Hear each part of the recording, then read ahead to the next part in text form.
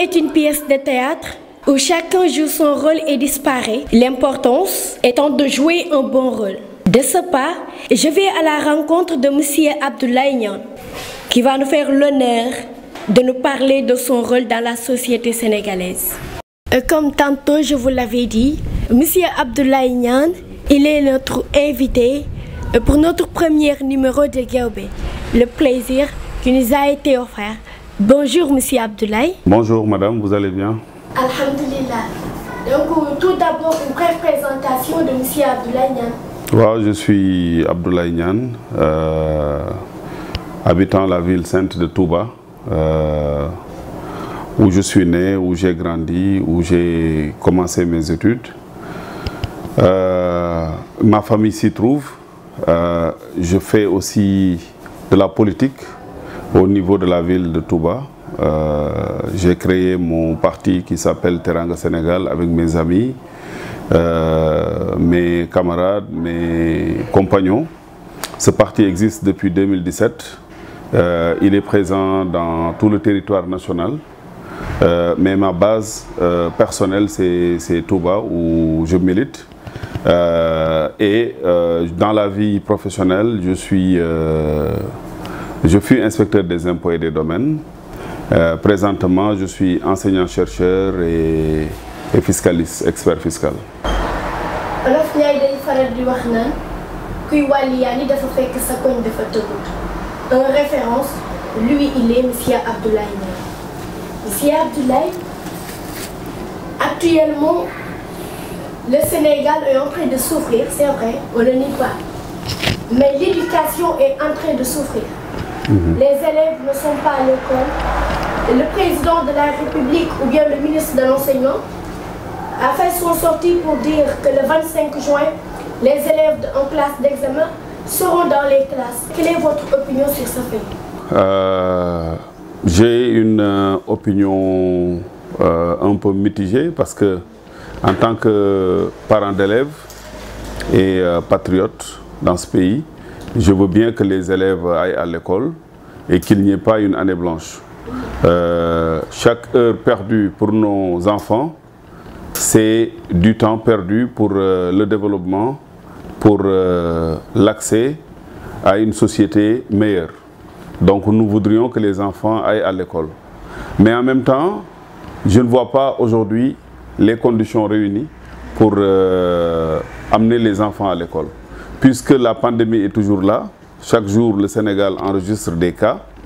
Nous avons des problèmes de disponibilité des mesures de protection, en tout cas des outils de protection que constituent les détergents, le savon, les masques et tout. Donc amener les enfants à l'école, c'est amener la maladie dans les familles. Et donc aujourd'hui, je veux que le gouvernement soit beaucoup plus conséquent, qu'il y ait des mesures pratiques sur le terrain pour protéger les enfants et les enseignants, donc protéger les familles. Nous avons aussi constaté que lors de l'ouverture ratée du 2 juin, il y a eu des cas d'enseignants atteints par la maladie et ça a amené des problèmes dans les lieux où ils servent. Ça aussi, on ne voudrait pas que ça dégénère. Et malheureusement, rien n'a été pris pour qu'on soit sûr que les enseignants qui quittent certaines villes pour aller enseigner dans certaines localités, que les populations ne les indexent pas ou carrément ne les violentent pas. Et tant que toutes ces mesures de protection ne sont pas prises, je trouve qu'il est quand même prématuré et même anormal de décréter l'ouverture des classes. De décréter l'ouverture des classes. Aussi, il y a une fait, la saison des pluies, on est là de la saison des pluies. On voyait par exemple à Dakar que les familles domiciliées, on les prenait pour qu'ils aillent domicilier dans les écoles. Et ça, ce sont des faits à ne pas manquer, surtout que il y a la saison des pluies, suivie aussi du Covid-19, donc cas un peu particulier pour le moment. Oui, bon, effectivement, aujourd'hui, on est à la fin normale des classes, hein, parce que les classes fermaient d'habitude en juin. Si on veut grignoter quelques mois sur l'année, malheureusement, en ne mettant pas en place tout le dispositif, notamment comme vous l'avez dit, de protection contre les effets néfastes des pluies. Saison des pluies signifie des classes de bonne qualité, où il n'y a pas malheureusement de ruissellement, où il n'y a pas de problème. Aujourd'hui, dans beaucoup de classes, c'est des abris provisoires. Donc là aussi, c'est malheureusement un accès inégal à l'enseignement. Parce que si dans les villes, on a des classes en dur, dans les villages, on a des classes en paille ou des abris provisoires. Et ces enfants, je ne vois pas comment ils pourraient aller à l'école dans ces conditions. Si vous prenez certaines régions, il pleut même maintenant de plus en plus beaucoup. Dans le sud, à Tambacounda, ces enfants ont les mêmes droits que ceux qui sont à Dakar, dans les écoles près du palais. Et donc, on ne doit pas les sacrifier, parce qu'on parle d'école publique. On doit trouver une solution pour tout le monde. Donc, il y a lieu de penser aussi à la sécurité des enfants qui vont à l'école en période de pluie. C'est aussi une donne très importante. Donc, l'un dans l'autre, je pense qu'il aurait été mieux de programmer l'ouverture un peu après la saison de pluie, de grignoter donc vers le mois d'octobre, de grignoter sur la prochaine année, éventuellement de faire des examens vers les mois de novembre, décembre, et de reprendre l'année académique 2020-2021 autour du mois de janvier, pour aller beaucoup plus loin dans l'année. Donc l'année 2020-2021 aurait pu servir comme 2 années académiques, une année partielle et une année normale. Je pense que si la pandémie s'éloigne, ou si les autorités prennent toutes les mesures idoines, on aurait pu ouvrir dans de bonnes conditions, avec une réflexion de qualité et puis une communication de qualité autour du mois d'octobre. Une réflexion de qualité, une communication de qualité s'impose. Monsieur Niang, parlons un tout petit peu de l'appradage des terres, particulièrement du littoral. Vu qu'actuellement, tout le monde en parle. Quelle est votre opinion là-dessus? C'est un sujet extrêmement important, urgent à résoudre. C'est un sujet qui est assez vieux parce que depuis plusieurs années, on en parle. Je dirais même quelques décennies maintenant. Mais toujours ça revient. Les intérêts en jeu sont extrêmement importants parce que, comme vous le savez, en tout cas sur Dakar, c'est des personnes riches qui ont aussi du pouvoir, des hauts fonctionnaires, des cadres du secteur privé, des diplomates, ou même des présidents de la République, de républiques étrangères, ou même l'actuel président de la République. Tous ces gens ont des villas ou des terrains sur le littoral. Et malheureusement, ils ne semblent pas vouloir laisser l'air à la population, au propre comme au figuré. Je pense qu'il faut que des mesures sérieuses soient prises, qu'on sache que le littoral, c'est un bien public, commun qui appartient aux générations actuelles et futures, qu'en construisant sur le littoral, on met en danger la population et on prive les populations riveraines et les populations alentours même de lieux de sport, de loisirs et de lieux où ils peuvent bien vivre. Donc, c'est quand même dangereux de permettre à des individus, quelques individus, de s'accaparer ce que toute la population a. Aujourd'hui, on a des moyens modernes d'occuper le littoral sans pour autant remettre en cause les intérêts des populations. Et sur le plan juridique,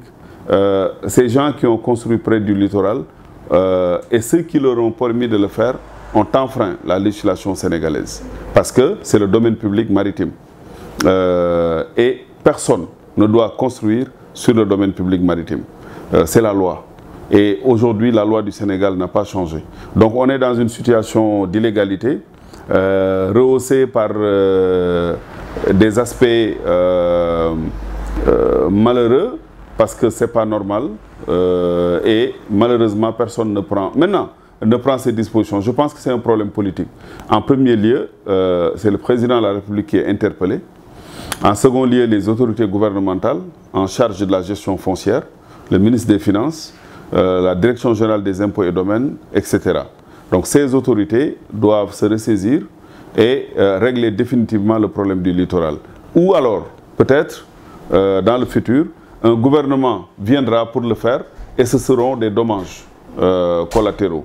Parce que les populations qui sont déjà, les personnes qui sont installées vont investir des sommes énormes et c'est leurs enfants qui feront face malheureusement à l'État et ils ne pourront pas résister. Parce que le littoral ne peut pas supporter tout ça. Pour rappel, vous êtes dans votre émission Géobi. Notre invité, notre premier numéro, il s'agit de M. Abdoulaye Niane. M. Abdoulaye Niane, parlons du petit peu de la Casamance. Les hostilités ont repris et pour le moment, nous avons un bilan macabre. 3 de nos soldats qui ont perdu leur vie. Donc, quelle est l'opinion de M. Abdoulaye Niane sur la question?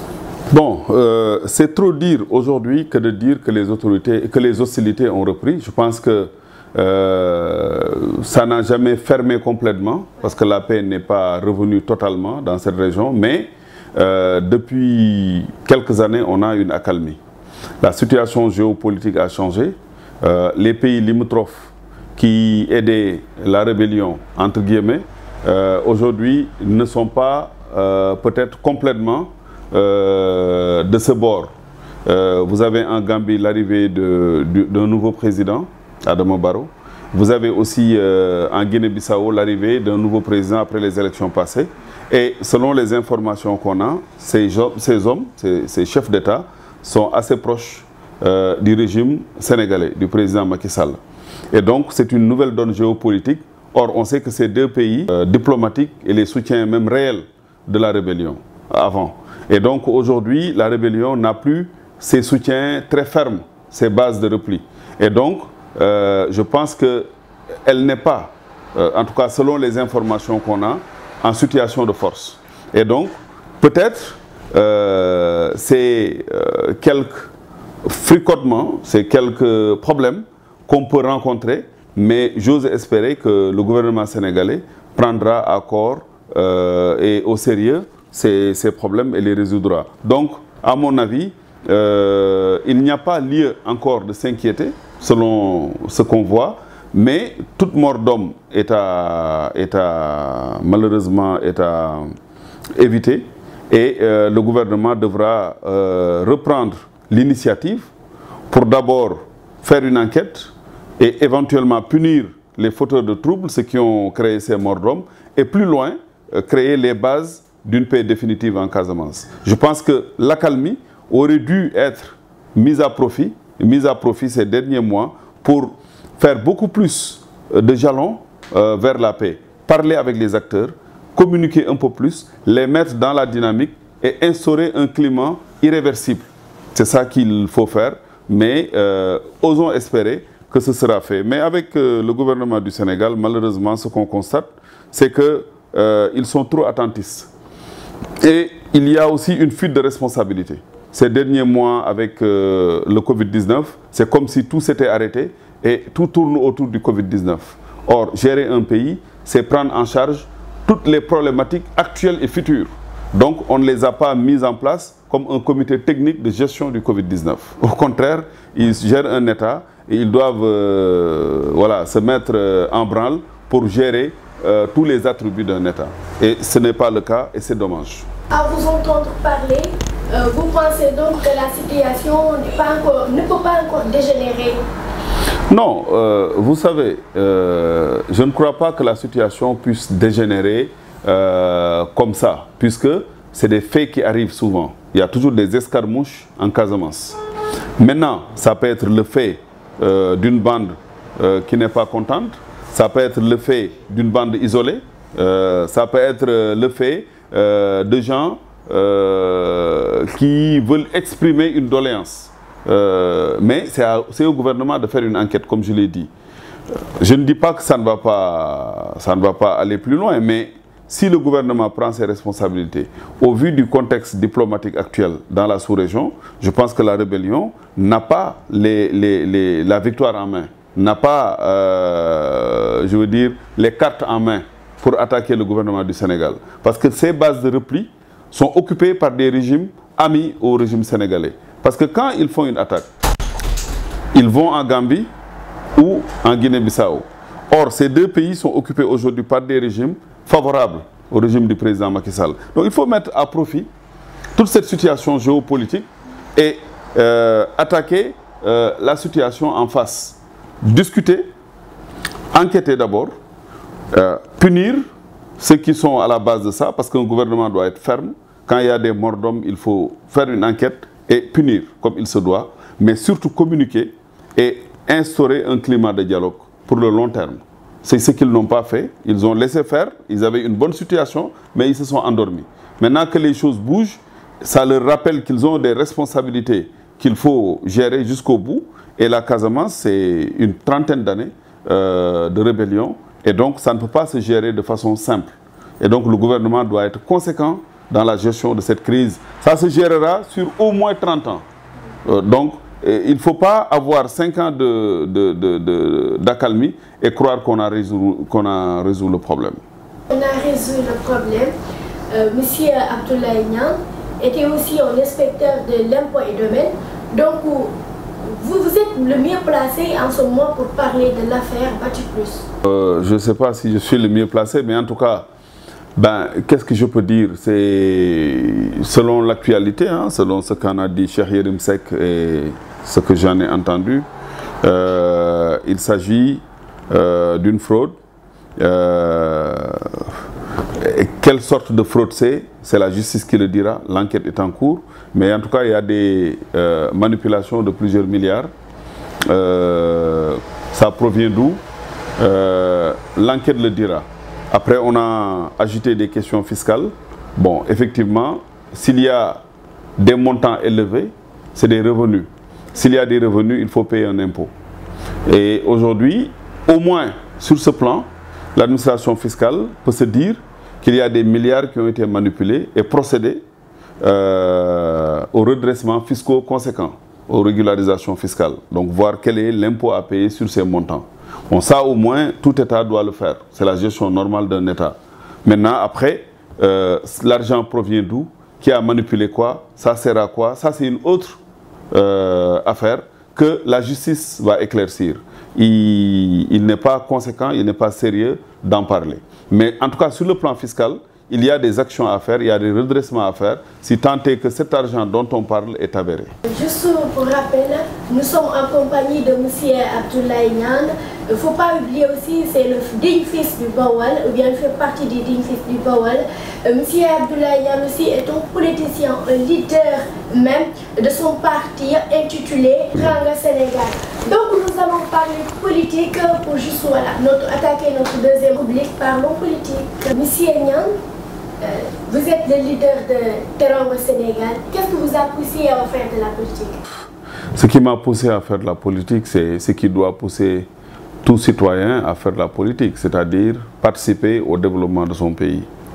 Ça, c'est capital, parce que si les hommes qui ont quelque chose à dire, qui ont une volonté, ne se mettent pas en politique, ceux qui veulent utiliser la politique pour vivre feront la politique. Donc il est important pour nous-mêmes, mais surtout pour les générations futures, que des hommes capables de changer les choses fassent de la politique. Moi, c'est ce qui m'a poussé à faire de la politique. Je l'ai fait pas très tôt, après avoir fait une bonne carrière dans l'administration, de plus d'une dizaine d'années. Je me suis engagé en politique pour changer les choses pour mon pays, mais aussi parce que le Baol d'où je viens, de Touba, là où je suis, où je vous parle, on sent que voilà, les gens qui font souvent la politique le font, peut-être avec leurs moyens, mais ceux qui ont été à l'école, ceux qui ont eu à avoir de l'expérience dans l'administration ou dans le secteur privé, tous ces gens-là ne font pas la politique. Et pourtant, ils sont importants dans le champ politique, parce qu'ils peuvent apporter un plus. Ils peuvent participer à solutionner les problèmes des citoyens de la ville et du Sénégal. C'est aussi parce qu'aujourd'hui, le Sénégal a eu des présidents venant de quelques régions, mais le Baol n'a pas encore donné de président de la République au Sénégal. Et je pense qu'il est important que les fils du Baol aujourd'hui prennent les responsabilités dans ce pays pour changer le Sénégal, parce qu'on a en digne héritage le legs de Serigne Touba, et en s'inspirant de ses leçons, de sa tradition, de ce qu'il a fait, je pense qu'on peut être aussi une chance pour le Sénégal et pour l'Afrique. Ça fait partie des raisons pour lesquelles je pousse tous les jeunes à faire de la politique et moi-même j'en fais. Je ne sais pas qui ce sera, ce prochain président, mais je pense qu'il faut qu'un président qui s'inspire de l'héritage du Baol, mais aussi de tout l'héritage des saints du pays, mais d'abord de Serigne Touba, accède à la magistrature suprême et puisse servir le Sénégal. Servir le Sénégal, pourquoi Teranga Sénégal comme nom de votre parti? C'est un beau nom. Le Sénégal est un pays de la Teranga. Teranga Sénégal, c'est aussi pour nous une façon de dire que ce qui nous motive, c'est le développement des citoyens du Sénégal. Teranga, ça signifie aider les gens au berceau, du berceau jusqu'à la mort. Le jeune qui naît, si on veut faire du Teranga pour ce jeune, c'est de lui donner l'opportunité de naître dans de bonnes conditions, donc dans un lieu de santé digne, d'aider sa maman à donner naissance, de l'aider lui-même en tant que jeune à grandir, à aller à l'école, à plus tard avoir un métier, à vivre décemment. Tout ça, c'est du Teranga, c'est la dignité. Teranga, je traduirais ça par dignité à la limite. Donc, avoir une posture de telle sorte que tout Sénégalais naissent dans des conditions de dignité, vivent dans des conditions de dignité et meurent dans des conditions de dignité. C'est ça le rôle de Teranga Sénégal. C'est ce que nous proposons aux Sénégalais dans notre programme. Très riche comme programme. Bon, Monsieur Niang, lors des élections présidentielles passées, les Sénégalais vous ont vu sillonner le pays en compagnie de M. Ousmane Sonko de PASTEF. Qu'en est-il de votre collaboration avec M. Ousmane Sonko? Oui, on est ensemble dans une coalition dénommée Coalition Jotna, où je suis membre. Je suis même le coordonnateur de la coalition. Je coordonne. Et pas plus tard qu'il y a 3 jours, on s'est réunis avec Ousmane Sonko et tous les partis membres de la coalition, une vingtaine de partis. Bon, ça se passe très bien. On a la même vision pour le Sénégal. On veut changer ce pays. Et voilà, on le fait avec aussi l'assentiment de nos militants. Parce que dans Teranga Sénégal, ce n'est pas Abdoulaye Niane seul qui décide. Lorsqu'on est parti avec Ousmane Sonko, la question a été posée à nos militants. Dans une écrasante majorité, ils ont pensé qu'aujourd'hui, quand vous regardez le personnel politique local, national, c'est l'un de ceux qui partagent avec nous la même vision. C'est sur cette base qu'on a accepté de cheminer. En plus, maintenant, Ousmane Sonko, c'est un ami personnel. On a fait l'ENA ensemble, on a travaillé ensemble dans l'administration. C'est quelqu'un avec qui je m'entends bien dans la mise en place du dispositif politique et organisationnel qui peut nous permettre de changer ce pays. Donc, on se sent bien dans la coalition, on travaille. Maintenant, dans toute coalition, il y a forcément quelques frictions, quelques difficultés, mais nous les gérons bien. Dans l'ensemble, c'est une bonne coalition. Et donc, vous en tant que leader de Teranga Sénégal, vous pensez continuer à travailler avec Ousmane Sonko dans les prochaines élections? Oui, quand on est en coalition, on n'a pas de parti pris, d'état d'âme. On va travailler, on va continuer à travailler. D'autant plus que les prochaines élections, c'est des élections locales, des élections législatives, et les élections présidentielles de 2024, si Dieu nous prête vie. Donc on travaille sur toutes ces échéances en étant mus par la seule volonté de changer ce pays avec un programme pertinent. Aujourd'hui, le pays est agressé de toutes parts. En interne, vous l'avez vu, en Casamance, ça remue. Il y a le Covid-19 qui a ravagé notre économie, qui a vraiment éprouvé la population. Sur le plan international, de nouvelles relations internationales vont voir le jour. Il faudra des hommes avertis qui croient en leur pays et qui peuvent renverser la tendance. Sinon, on sera écrasé toujours. Et ça, il faudra l'éviter. Non pas pour nous seulement, parce que moi, j'appartiens à une génération qui aujourd'hui voilà, a la chance de travailler, de faire ce qu'elle veut, d'avoir les diplômes qu'on veut. Donc, on est un peu chanceux. Et c'est nos parents qui nous ont aidés à le faire. Donc, on doit aider nos enfants à vivre dans un pays digne. C'est aujourd'hui l'une des raisons pour lesquelles on se bat de façon sérieuse pour changer ce pays. de façon sérieuse pour changer ce pays. Que pensez-vous de la gestion du président Sall concernant le Covid-19? Bon, je l'ai dit hein, dans certains plateaux télé, en toute vérité, je pense qu'au départ, il a eu de bonnes réactions parce qu'il ne s'est pas précipité, il a eu le temps de bien peser, de ne pas céder à la pression des populations qui disaient il faut fermer tout de suite, il faut aller prendre les étudiants de Chine. Il a été calme, il a présenté la chose au personnel médical qui a donné les bons conseils. On a un encadrement médical de très haute qualité que tous les pays africains voudraient avoir, voilà, nous envient. Mais après, quand il a mis en place son premier programme sur le terrain, j'ai déchanté. Je me suis dit, malheureusement, ce gouvernement ne va jamais changer. Les choses ne sont jamais mises dans de bonnes conditions. Il y a eu le programme Force Covid-19 de 1000 milliards, dont beaucoup d'argent dilapidé, des marchés passés dans des conditions catastrophiques, aucune transparence, la gestion même du riz, du sucre, de l'huile, s'est faite de façon désordonnée. Aujourd'hui, les populations n'ont pas forcément reçu tout ce qui était destiné. Le problème du transport s'est posé. Donc finalement, des responsabilités doivent être situées.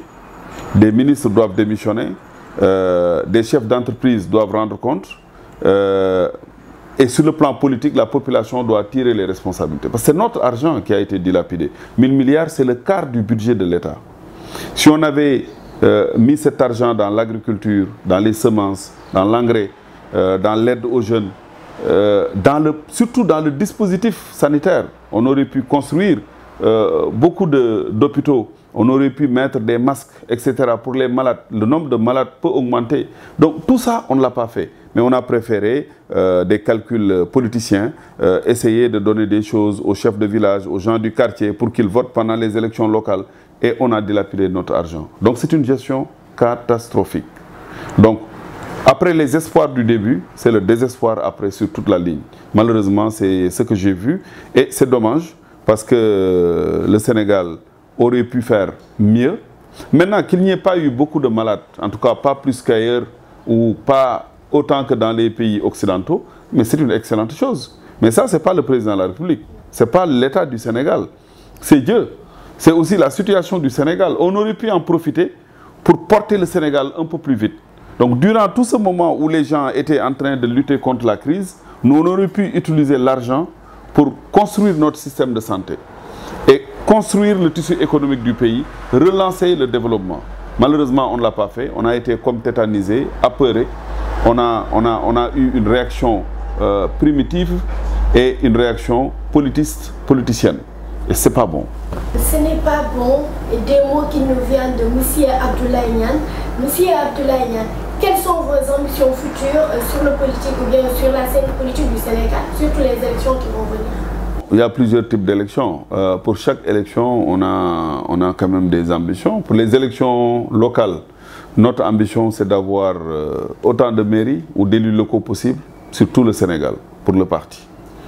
Et moi-même, effectivement, je me positionne au plan local pour le conseil départemental de Mbacké, par exemple. Certains d'entre nous se positionnent pour la mairie de Mbacké, pour d'autres mairies. Pour la mairie de Touba, c'est un peu plus compliqué parce que c'est des transactions avec le Khalif. Et maintenant, nous sommes du personnel politique, on est là. Si on nous donne des responsabilités, on les assumera. Mais en tout cas, pour ce qui est du vote, nous nous positionnons pour les localités où le vote donne les mandats électifs. Alors, sur le plan national, c'est la même chose. Maintenant, après les autres élections, et normalement, chaque mois, on va aller dans une région ou un département installer des cellules.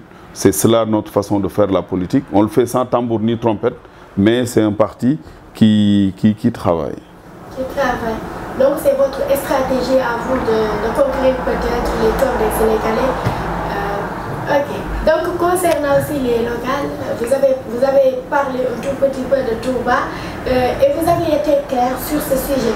Mais concernant Mbacké aussi, vous avez un œil là-bas ou bien? Bien sûr.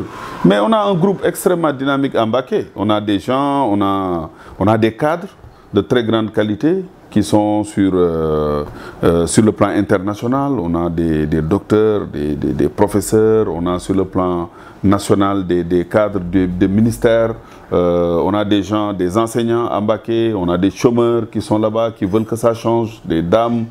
On a un personnel extrêmement dynamique à Mbacké, des directeurs d'école, des enseignants, et ils sont en train de travailler. Durant tout le Covid-19, on a eu beaucoup d'activités sur Mbacké, Touba et d'autres mairies de la localité. Et surtout sur Mbacké, ils sont particulièrement dynamiques. On a un groupe où on échange tout le temps.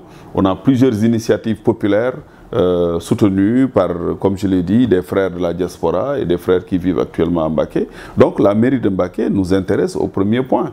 Et certainement, moi je ne suis pas résident de la ville de Mbacké, je suis résident de Touba. Les gens m'ont demandé même à un certain moment, comme Touba, on ne vote pas, pourquoi ne pas venir prendre la mairie? J'ai dit non.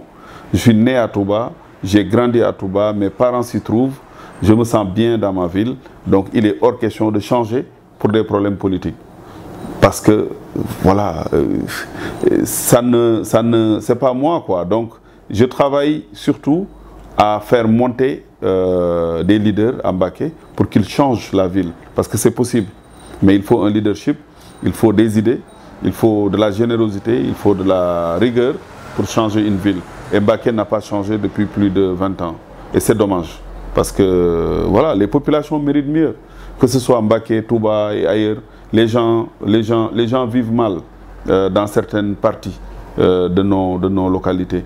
Et il suffit juste d'être généreux, de vouloir les aider pour changer les choses. Parce que les techniques existent de gestion moderne, les réseaux existent, mais il faut savoir ce qu'on doit faire. Utiliser l'argent pour ces populations, pour l'accès à l'eau, à l'électricité, à la sécurité, à la santé, aider les jeunes à travailler. Tout ça, c'est des enjeux qu'on ne peut pas comme ça dire, mais il faut savoir quoi faire. Si quelqu'un dans sa vie n'a jamais créé une entreprise pour faire travailler 10 personnes, il n'a jamais dirigé un service ou changer une organisation, il est difficile de gérer une collectivité locale aussi grande que Mbacké et Touba. Donc à mon avis, il faut qu'on soit sérieux dans notre façon de faire. Sinon, ça ne va pas changer. Moi, je peux gérer ma vie, ma petite vie avec ma famille, aller à Dakar, Touba, revenir, etc. Mais est-ce que c'est bon pour mes propres enfants? Est-ce que c'est bon pour nos enfants? Je ne pense pas. C'est pourquoi nous nous sommes engagés dans ces locales avec l'idée que la population va vouloir changer les choses et que les autorités aussi vont vouloir les aider. Si tel est le cas, je n'ai aucun doute, Inch'Allah, que si on se donne 5 ans, on peut transformer le visage de nos localités. Ça, il n'y a aucun doute. Sérieux, confiance en soi, responsabilité, des mots, juste pour dire que M. Niane parle à la jeunesse sénégalaise et leur met devant des faits. Donc pour M. Niane, on ne peut pas parler de M. Abdoulaye Niane sans parler de vos recherches, sans parler de ce pionnier de l'éducation dont vous êtes enseignant, chercheur. Donc parlez-nous un tout petit peu pour finir sur ça, sur votre parcours éducatif, sur ce que vous êtes en train de faire dans la recherche. Bon, mon parcours éducatif, c'est le même. J'ai commencé à l'école privée Gaïndé Fatma. Vous me permettrez de rendre hommage à l'un de mes premiers enseignants, M. Lansana Sarr, qui vient de nous quitter. Il a été mon premier ou deuxième, je pense que c'est entre Badara et Lansana. Quelqu'un m'a eu en 6e, l'autre en 5e primaire. Et donc, c'est des gens qui m'ont formé. C'est nos papas, je veux dire, on a des relations comme ça avec eux. Quand ils nous voient, ils veulent nous porter. La dernière discussion que j'ai eue avec Lansana, c'était à l'école Gaïndé Fatma, lors de l'anniversaire, 50e anniversaire je pense. J'étais là-bas pour animer un séminaire sur la réforme de l'école et tout, un atelier. Il était là-bas et il m'a confié certains mots qui montrent que ces gens croient en cette jeunesse, en nous. parce qu'il me disait, mais écoute, pourquoi tu n'es pas allé demander la magistrature suprême devant tout le monde? Il m'a dit non, tu aurais dû demander à être président de la République et ne pas te ranger derrière qui que ce soit. Ce sont ces ambitions qui les ont fait venir à Touba. Seigne Cheikh Mbacké Gaïndé Fatma avait une ambition de former des hommes de qualité qui prennent les destins de ce pays en main. Et eux, ils ont porté cette ambition sur le terrain. Et ils voudraient certainement que leurs produits réalisent cette ambition. Et c'est comme ça qu'il m'a parlé. Donc la dernière discussion que j'ai eue avec lui, c'était ça. Et donc je garde de lui un souvenir vivant. C'est quelqu'un qui s'est employé toute sa vie à former des jeunes avec rigueur. On avait tous peur de Lansana parce que c'était l'homme rigoureux. Je pense que c'est... Mais on savait aussi avec le temps qu'il voulait juste former de grands hommes. Et cette éducation nous a marqués. Parce qu'on quand on quittait Touba pour aller à Mbacké, on était toujours les premiers à Mbacké. On était les premiers. Moi, je me rappelle, de la 6e secondaire à la 3e, parce qu'il y avait 3e ici, toutes les 2 compositions, j'étais toujours premier. Il n'y avait pas de 2e. Et les gens vont m'écouter. Hein. Vous avez un truc qui sera sur Internet. Mes camarades sont là. Ils vont m'écouter. De la 6e à la 3e, premier. Et à la fin, lors de l'examen départemental du BFM, premier aussi. Et donc, ça montre qu'ils ont formé de bons produits. Et je n'étais pas le seul. D'autres ont été de grands produits de cette école, les Kamal Fall, autres, etc. Ils ont été quand même des produits de grande qualité. Et je rends hommage, encore une fois, à cet enseignant. Je pense que vous pourrez faire même un extrait. Si on doit chercher ailleurs dans le Sénégal, on doit le faire si ça doit régler le problème des populations de la ville. Moi, c'est cette leçon de Gaïndé Fatma qui doit rester. Il les a cherchés, ils n'étaient pas d'ici, il les a trouvés, il les a fait venir et ils ont formé aujourd'hui une école qui, si ce n'était pas eux, n'aurait pas cette même qualité. Ça, j'en suis sûr. Au départ, c'était difficile. Les gens ne voulaient pas mettre leurs enfants à l'école. Ils se sont battus.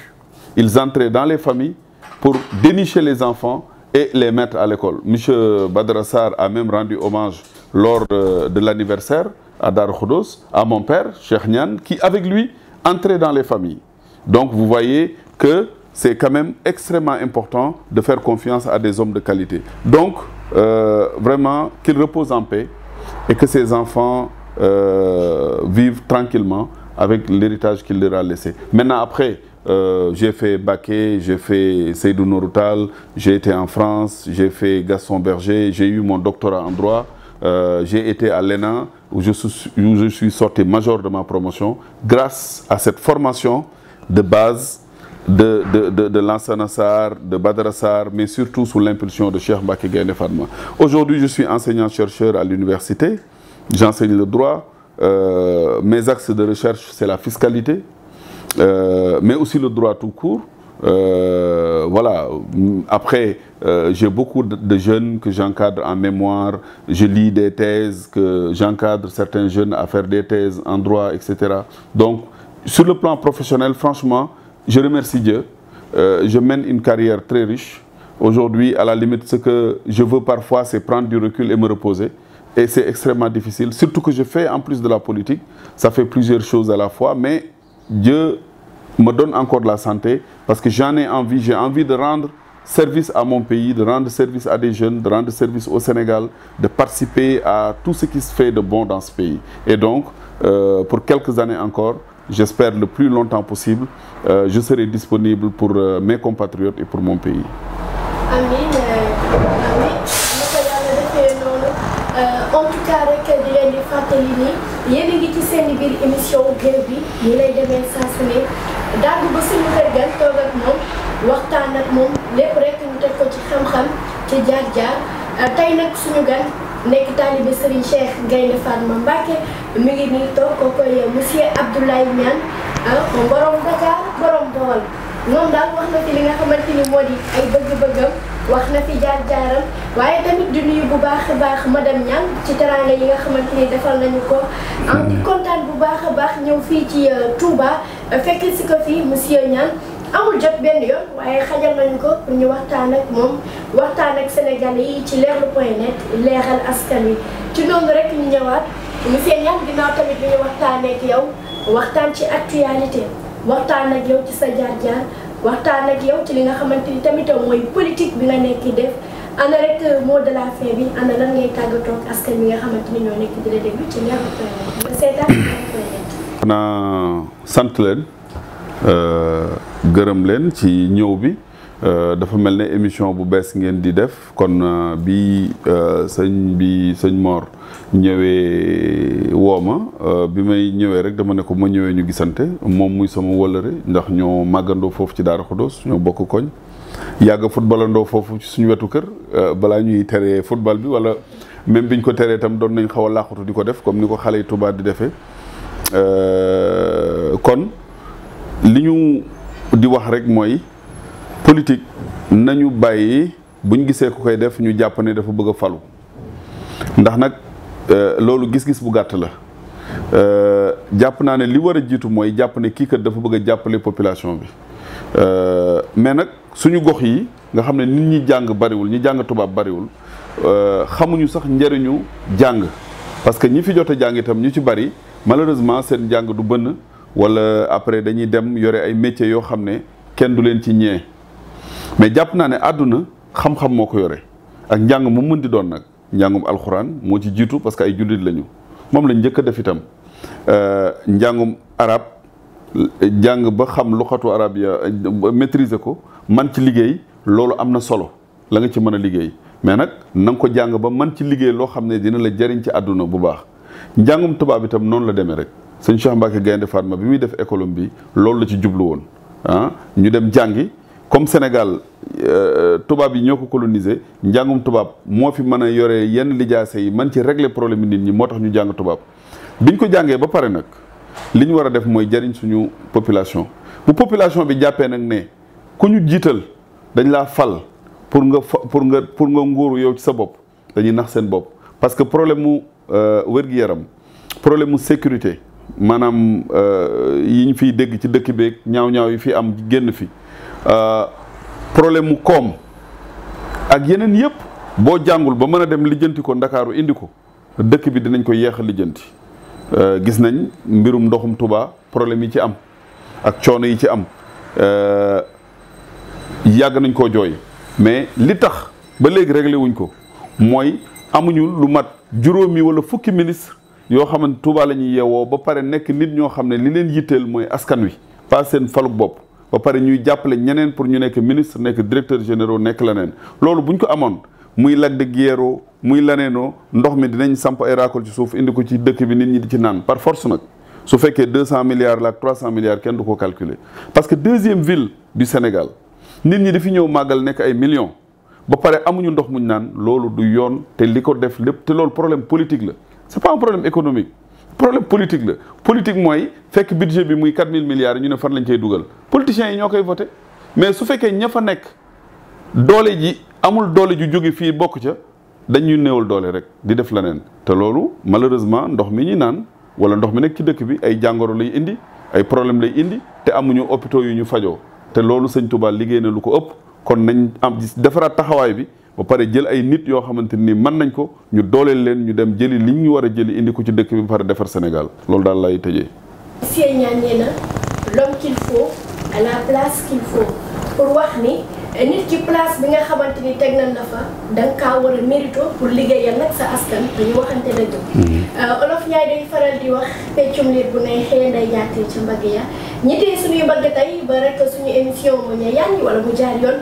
da ciy bokk sama caméraman bu ñaaw bi DJ Prince Badou da ciy bokk nag tonton Mor Fall Mbaye bokk ci suñu commercial boobu di Ani Seck du nuyu ñi ca kër ga ñëpp maanaam waa Leral.net mbégte la saa su ne bu ñuy defi émission wala jàkkaarloog ndaanaan ndax it comme ni ma koy waxee jamono juñ toll dañoo seet ñi nga xamante ni ñoom ñooy suuf su Bawal maanaam ñi nga xamante ni ay doom day fi diñ fils de Bawal lañ war a mën a wax doomi Bawal yi dégg leen ñi nga ndax dem léegi dañoo seetlu ni doomu Bawal